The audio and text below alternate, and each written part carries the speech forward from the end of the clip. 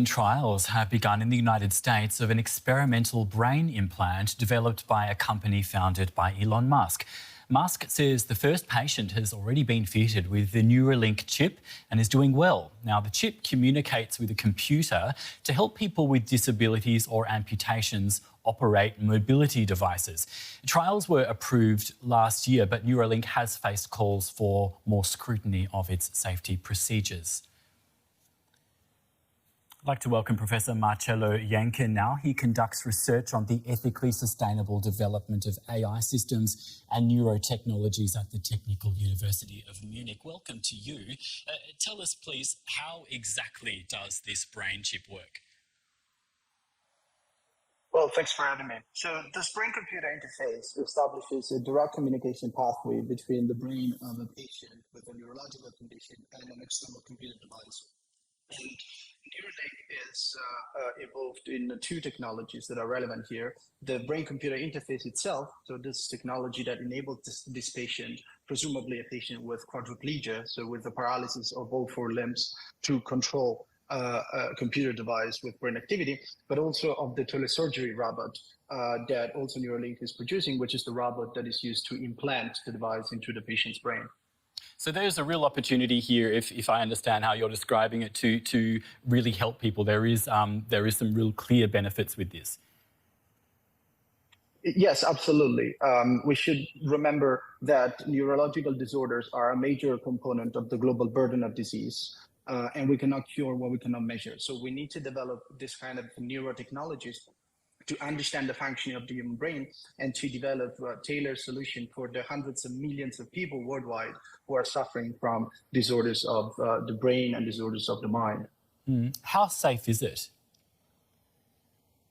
Well, this is hard to tell because, as you rightly mentioned before, this is a first-in-human trial. This means this is the first time a human was implanted with this particular technology produced by Neuralink. However, we have good data that suggests that the procedure is safe.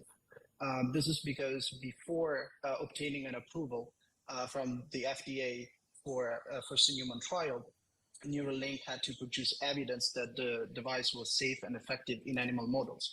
So they have conducted extensive research in monkeys and other animal models. There was also a release of a video involving a pig that shows a relatively high degree of safety and efficacy. And also we should remember that this is not the first time that a brain implant has been implanted in a human. In fact, the very first brain implant was implanted in a human back in 1998. So it's 26 years ago. But this doesn't mean that the technology is not innovative. In this last 2 to 3 decades, brain-computer interfaces have made incredible progress. But this is cumulative progress. So I think we can have a good confidence that the procedure is safe based on the preclinical data and also based on data that we obtained from similar technologies that were used before.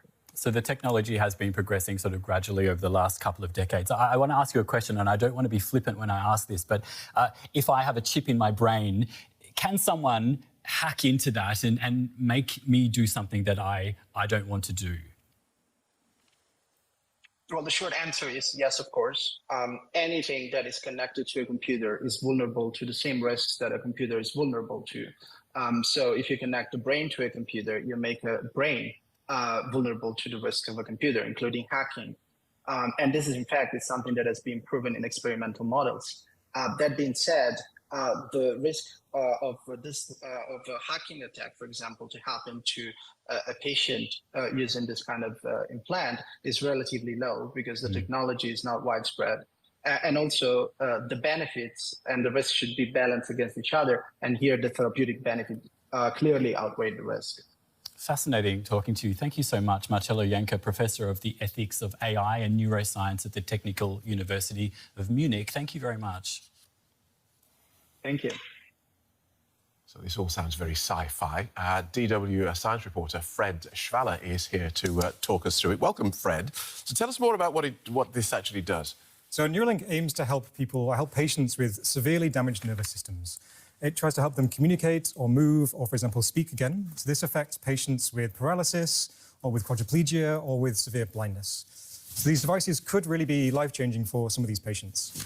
The chip itself, it's made of over 1,000 electrodes. These electrodes record what's called neural signals. This is brain activity inside the brain, how it communicates.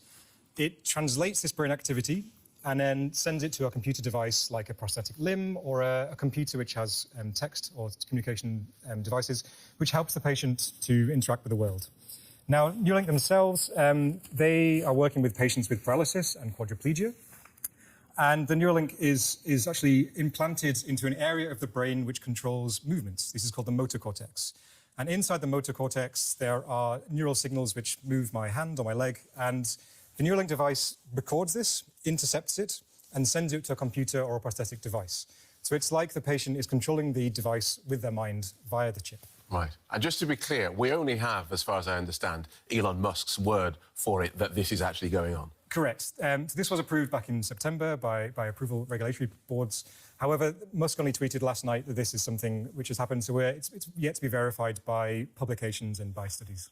That said, this technology has been around for a bit. Correct. It's been around for several decades. So actually, Neuralink are not the first people here. They've been working since 2016 on developing their chip.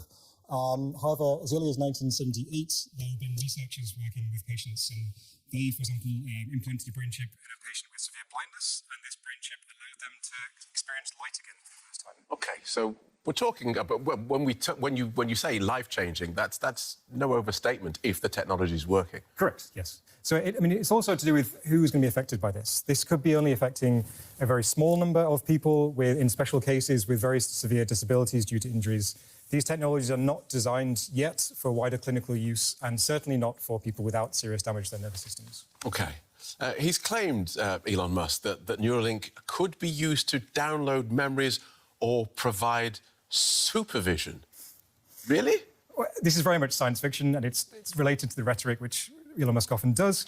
So we're not even close to achieving this. Neuralink cannot read your thoughts. It cannot read your mind or your emotions. Only things which I said before, which were more basic neural signals of a motor plan, which is helpful for their clinical sense. So neuroscientists don't really know how the brain encodes an emotion or a thought, and we certainly can't use devices to detect them in that very specific way. So these are not not yet, potentially in the future. But it's something which is ongoing research, but it will take decades to get to this point. And so the people who could potentially benefit from this then, who?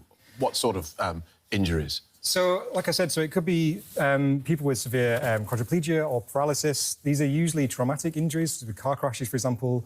They might have lesions or damage to their spinal cord, which actually prevents the information going from the brain to the muscles. So really, the interface is helping these very specific cases of people with very specific damage to their nervous system.